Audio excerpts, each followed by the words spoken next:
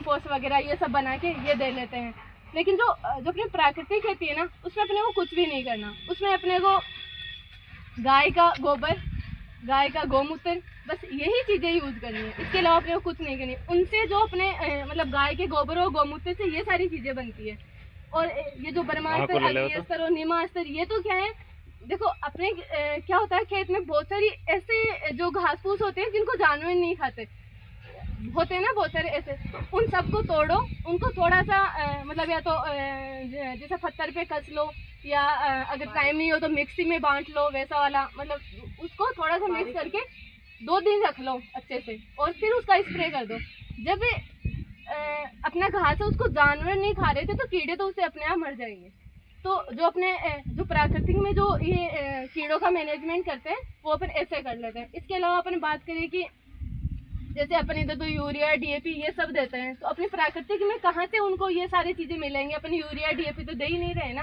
तो उसके लिए एक तो देखो अपन जीवामृत देते हैं। जीवामृत में भी गोबर होता है। और देखो जीवामृत अपन देते कम है, लेकिन इसमें क्या होता है, ऐसे बहुत सारे छोटे छोटे जीव होते हैं, वो जो सोइल में जो अपनी मृदा में जो पहले से पोषक तत्व होते हैं ना, उनको जो पौधे को लेने वाली जो अवस्था होती है ना, उसमें बदल देते हैं। तो वो पौधे को अपने आप मिल जाता है। एक चीज़ आपने मतलब आप तो खेती वेती करते होंगे, नहीं करते होंगे तो देखी तो जरूर होगी कि अपन एक अपना खेत है जिसमें कुछ नहीं देते, खास कुछ भी नहीं देते नहीं है अपन। जो घास फूस होता है उसको अपन निकाल देते हैं। फिर भी अपना मतलब चीज़ है जिसमें दवाइयाँ, मतलब अपन जैसे खाद बीज दे रहे हैं उनसे कम उपज होती है, लेकिन होती तो है। बिना कुछ दिए भी होता तो है ना, ऐसा तो नहीं कि होता नहीं है।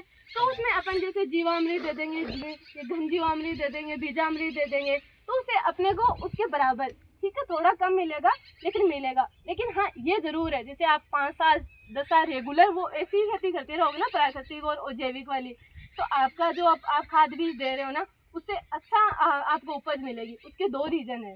देखो पहला तो अपन खाद बीज देते हैं ना, जैसे अपन यूरिया देते हैं, अपन 100 किलो यूरिया देते हैं। अब 100 किलो का 100 किलो तो पौधा लेता नहीं है ना, नहीं लेता ना। उसका कुछ पार्ट होता है जो मिट्टी में भी रह जाता है। तो वो जो मिट्टी में रहता है ना, वो पौधे के लिए सही नहीं होता।